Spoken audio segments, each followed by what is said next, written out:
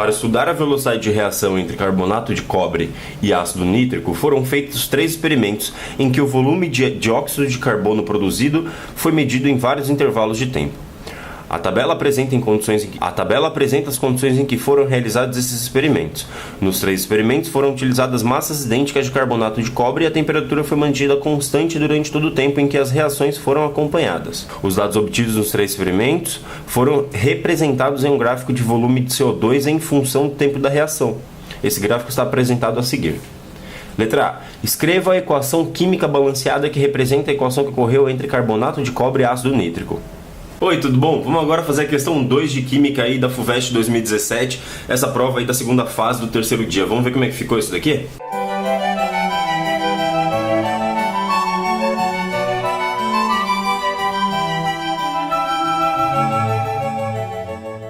Bom, então aqui nessa segunda questão na letra A, o que a gente tem que pensar? Olha só, é uma reação entre CO3 com ácido nítrico, HNO3. O que vai acontecer aqui, pessoal? A princípio, aconteceria uma dupla troca, né? Eu teria aqui a formação do CuNO3 2, tudo bem? E a formação do H2NO3. Pensa assim. Eita, cuzão. E a formação do H2CO3, né, do ácido carbônico. Só que pensa assim, o ácido carbônico, ele é um ácido fraco e ele é um ácido que está em constante equilíbrio com água e CO2. Então, na verdade, o que vai ser formado aqui, o que interessa pra gente, já que ele falou que tem formação de CO2, é a formação de água, H2O, mais CO2. Aqui, tudo bem? Esse C ficou bem horrível, né? Então, CO2 aqui. Beleza, e esse CO2 aqui é o que sai como gás que ele falou que é produzido e que está no gráfico, inclusive. Mas claro, né, que precisa balancear esse amigo aqui, até porque a gente tem 2Hs aqui, 2Hs aqui, 2NO3 aqui, 2NO3 aqui. O cobre tá ali, nosso amigo, o carbono tá lá, tá tudo balanceado. Beleza? Beleza. Agora vamos ver essa letra B aqui. Com base nas condições empregadas em cada experimento, complete a legenda do gráfico na página de respostas com o número do experimento. Considere irrelevante a perda de volume de CO2 coletado devido à dissolução na solução. Justifique suas respostas.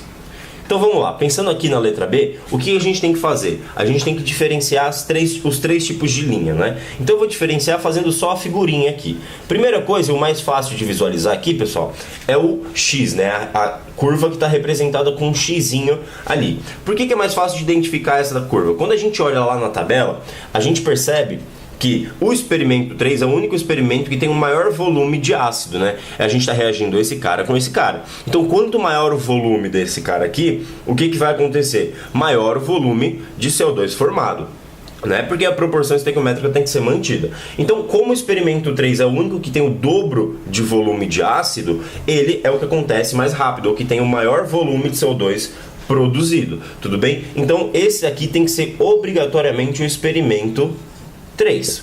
Beleza, tá aí, fiquei mais. Bom, agora a gente tem 2 outros para avaliar, né? A gente tem o triângulo e o bolinha aqui. Como que a gente avalia esses 2 caras?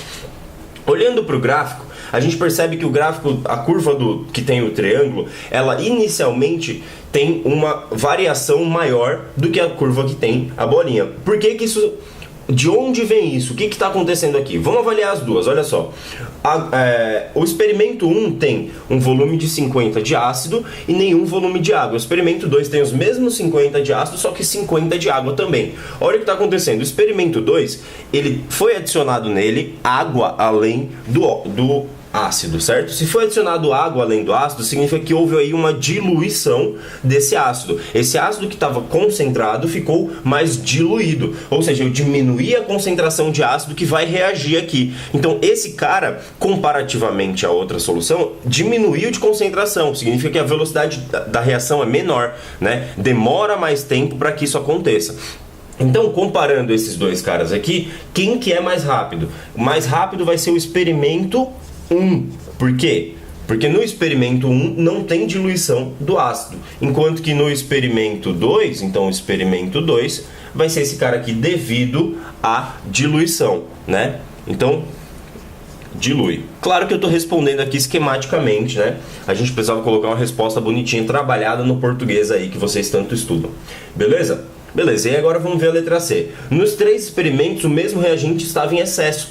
Qual era este reagente, né? Qual é este reagente? Explique.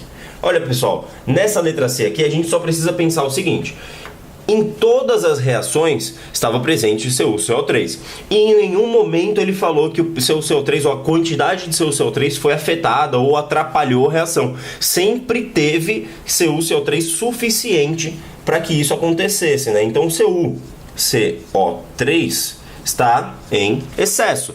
Por que ele está em excesso? Porque eu tive variações aqui na concentração do HNO3, eu tive variações na quantidade de HNO3 também, e em nenhum momento isso influenciou na quantidade de CuCO3 que eu tinha, ou na verdade em nenhum momento essa quantidade atrapalhou essas variações, ou seja, sempre tive CuCO3 suficiente. Logo, esse cara está em excesso, esse cara é limitante. Como ele perguntou quem estava em excesso, está respondido aqui para nós que o CuCO3 está em excesso, precisa explicar isso daí, né? Sempre tive CuCO3 suficiente para que a reação ocorresse independente das quantidades de HNO3. Logo, ele está em excesso. Tudo bem? E essa é a questão 2 aí da FUVEST.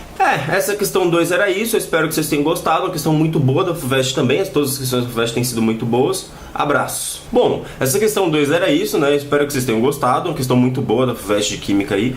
Falou!